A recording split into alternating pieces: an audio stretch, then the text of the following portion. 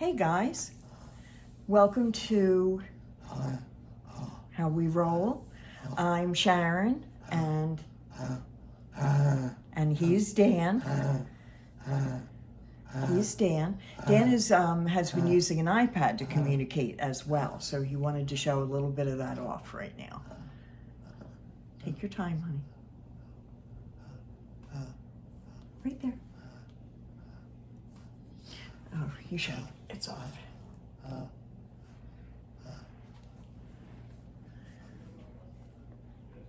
Hi, I'm Batman. Hi, I'm Batman. You're not Batman. It's Dan having a little fun with the assistive technology voice there. And what's our channel name? Roll. How We Roll. Can you tell us with the tablet? Almost. There it is. How We Roll. So Dan's using an iPad Pro that has eye gaze capabilities, and he's using an application called Touch Chat.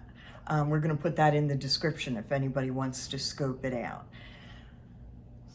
It's, you know, just a little extra help with some of the speaking, and, you know, whether Dan's uncomfortable, whether he's in pain, things like that need to be communicated pretty quickly. So the iPad does that. It's pretty great. All right, are you ready, hon? So we've been talking to you guys about some of the things Dan faces as a result of his disability that he shouldn't. Whether you call it ableism or discrimination or simply just not getting upset about something because it's, you know, it's only one disabled guy kind of thinking that, you know, we need to not think about. So this is an amazing story. Hopefully I'll tell it well. When we first got to the hotel 2 years ago, last week actually, we didn't have a wheelchair van yet. So Dan would go to outpatient therapy at McGee and doctor's appointments using medical transport, which is generally a step below an ambulance per se. You can go, he has ridden in these transports on a stretcher, but by the time we got here, he was comfortable in his chair. So he was able to go pretty much anywhere in the chair. This is very expensive. You need an EMT, you need certain equipment on board, you need certain capabilities in the van itself. And it's uncomfortable? Is that what you want to say? Yes, and it is not the most comfortable because, you know, it's fairly generic. So, so we use that for almost a year. And then, you know, even for, just to give you guys an idea for the price range, I was going to tell them about what it costs to go to the funeral, which Dan finds is crazy. So my mom passed away a year ago, September, and I wanted Dan, you know, to be able to go to the viewing and the funeral. That cost $560, a two-way trip from Mount Laurel to Blackwood, and then Blackwood to Mount Laurel again. You know, it's a 25-minute ride, depending on what kind of traffic you hit. So it gives you an idea kind of the cost of what this is. We couldn't really afford to go to the movies or any casual places like that. It had to be reserved, you know, for what was a major event. So when Dan was doing therapy at McGee, when we first got out, we had a number of drivers, all very nice, all young men, actually. Very nice, very accommodating, helping, you know, they would help us out in any way possible, right, hon? So, you know, genuinely nice guys. So they would come and go. I think there's a bit of turnover in that line of work, maybe. So we ended up with a new driver for a while who was, you know, very nice with Dan. He was learning the equipment, but he was doing okay. I'm not there yet. I'm not there yet. You're giving it away. So this guy one day, about 6 months in, was bending over. There are these ratchet tie downs If you guys have never seen this kind of van, there are channels in the floor of the van and these ratchet tie downs that fit in and lock into the channels. So he was bending over, fitting the ratchets to Dan's chair, putting them actually on the chair. And a small bottle of Fireball whiskey slipped out of his pocket and fell on the floor. An open bottle. I mean, it wasn't open, but it had been open and partaken of already. I am rarely speechless. You guys who watch this channel, you know, have a sense of that. I was floored. I was absolutely speechless. I looked and caught the eye of Dan's aide who was there at the time just to make sure I wasn't like hallucinating this whole thing.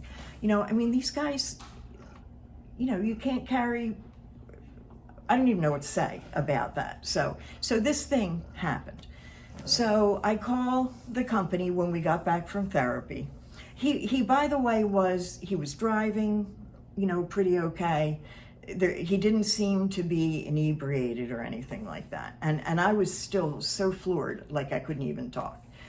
So we got back, I called him Raise Cain with the transport company, said we never wanted him again. And I somewhere in my head, I assumed that he would be fired. I mean, that to me is a deal breaker. You have to have a CDL to transport people. And that's true, school buses, you know, all of those things. You can't carry whiskey with you. Like it's the kind of thing you think you're just never going to have to say. So we're done. We get a new guy. The next ride, you know, our next scheduled ride was a new guy, a guy that we liked and we were familiar with from before.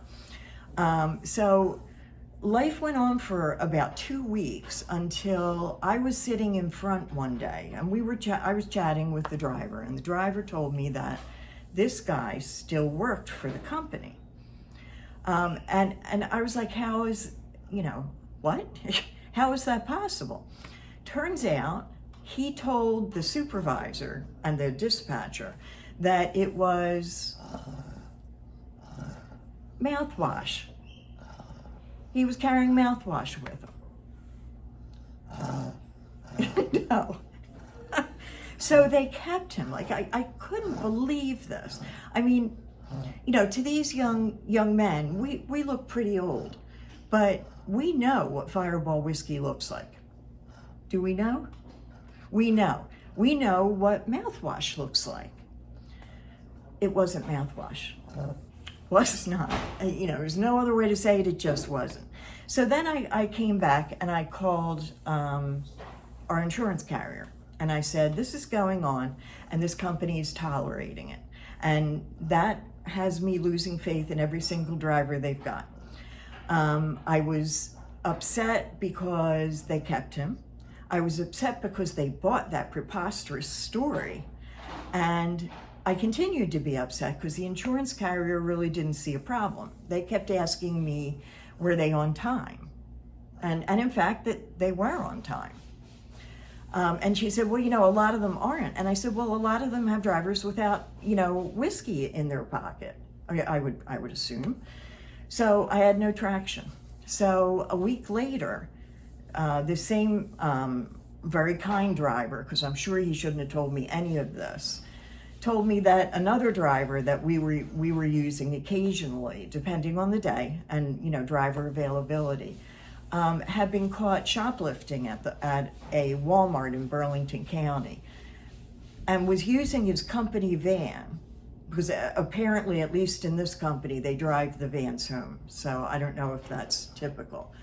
And had been spotted by someone, and that a certain Burlington County Police Department was looking for him. And he was wanted, not to be melodramatic, but he was wanted for at least one trip that Dan took with him to therapy at McGee. That was it. That was it. I couldn't believe it. I couldn't believe that about the hiring, about keeping these guys, about whatever knowledge they had. And I do believe this guy eventually was dismissed, but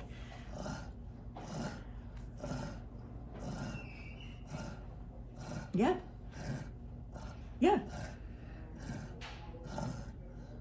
We couldn't believe it. That's what Dan's saying. It was incredible. So I call the insurance carrier again. I say, we're not driving with these guys anymore. And they say, well, we won't authorize anybody else. They still don't care. Okay, and it's not, maybe they care a little, but they don't care enough to disorganize themselves and find another company. And there was all kinds of excuses made. Well, you know, Dan has to have the aide and the nurse with him, and they're the only company that will take 3 passengers. So again, as in prior videos, I print out a list of these companies and I call them, and I find 2 at least that will take the same number of people. And, you know, by this time, we knew what was going on. They picked a vendor. They didn't want to unpick it, bottom line. You know, I don't know. I say they didn't care because that was the bottom line. The bottom line was they wanted us still to drive with these people. So at the time we had just begun shopping for our van. So I talked to the dealer and made an agreement with them for a discount to rent one of their vans from Wednesday to Friday every week, a standing appointment. And Dan had therapy on Wednesday afternoon and Friday morning. And what we would do is, you know, I'd pick it up. We'd go to therapy. We'd have all day Thursday to go somewhere fun. And that's when we started to be able to get out for things like the movies and things like that. And then I would return the van after therapy on Friday. That was perfect. That was perfect. We got a lot of guff from the carrier about Bayada nurses won't want to drive with me, liability insurance, this and that. So I called our car insurance agent. He said, you're fine. You're fine. Anybody a passenger in a car you rent is covered under their insurance and yours. He said, you've got double coverage. He said, and that, you know, if they want to make the argument for workers' comp, that would also be a thing to the agency. All of the nurses felt better with me driving. I mean, who do you want to drive you? The wanted guy? The guy with the whiskey in his pocket? Or, you know, an old person, an experienced driver, never had an accident, clean driving record, and rarely carries whiskey through the course of the day, right? You know, and I said to the carrier, who would you rather drive with? I said, you go ahead and ask the nurses. And of course they did, and they were all happy as well. And part of the problem in the beginning was I didn't want to put the nurses in this situation. So we resolved it. We resolved it by, you know, a little thinking outside of the box. And who paid for the rental van every week, you may ask? Who paid for it, Dan? We did, because that was our choice. We could have taken the company that hired all the derelicts, or we could drive on our own and pay. And luckily, the dealership really wanted to sell us a van, and I took a little advantage of that, so it wasn't terrible, right? It really wasn't outrageous, but it was an extra expense that, you know, we could have lived pretty well without. But we would have stopped therapy at that point. I don't know. I was exploring all kinds of options. There's Bancroft NeuroHealth right down the street. We considered switching to them and then just jiffying down the street in Dan's wheelchair. We considered everything, even the kind of the implausible. So here's another story where a population is a minority. There aren't, in the carrier's defense, a ton of reliable companies doing this. Some companies have a really bad rap for not showing up, not being late all the time. They do. And they serve, here's the important safety tip, is that they serve such a narrow slice of the population that I think it's sometimes hard for people in the face of everything that is going on, all the issues someone has as far as a case manager or a insurance carrier or whatever. I don't know. I still kind of think it's unconscionable, personally. But I guess people get inured to this kind of stuff and like, well, this is who they could hire. And, it was during COVID. That was used as an excuse for us a few times where COVID wasn't really the problem. So that's one of the other stories where, I don't know, if Dan were a fully abled person and part of a larger population, would this have happened? I would say no. Dan would say no. But these are the kinds of things that you're fighting every day. Every day there's something. I'm yelling at somebody right now for something we'll talk about in the next couple weeks. You know, you get a reputation as a person who's difficult. I certainly have one at that transport company. But if difficult means that you can't carry whiskey in your, that, you know, I require that drivers don't carry whiskey or be wanted by the police, then yeah, I am impossible to live with. Right, hon? Dan would agree with that on other levels, but. So there you have it. Feel free to ask us any questions. If our email, I believe, is in the description. So if you want to hit us up, I'd be happy to tell you who these companies are.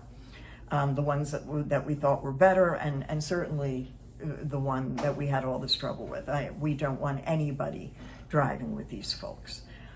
So let us know if there's any questions. If you wouldn't mind and you're enjoying our content, if you could hit the like button for us and subscribe so that you get notices of the new videos. We would really appreciate that. That helps us a lot with YouTube, with all the metrics and, you know, statistics and all that.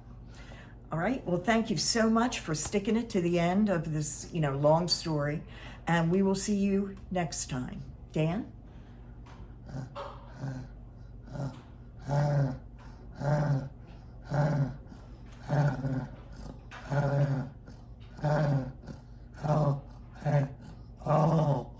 How we roll. Perfect way to end up. Perfect. We'll see you guys.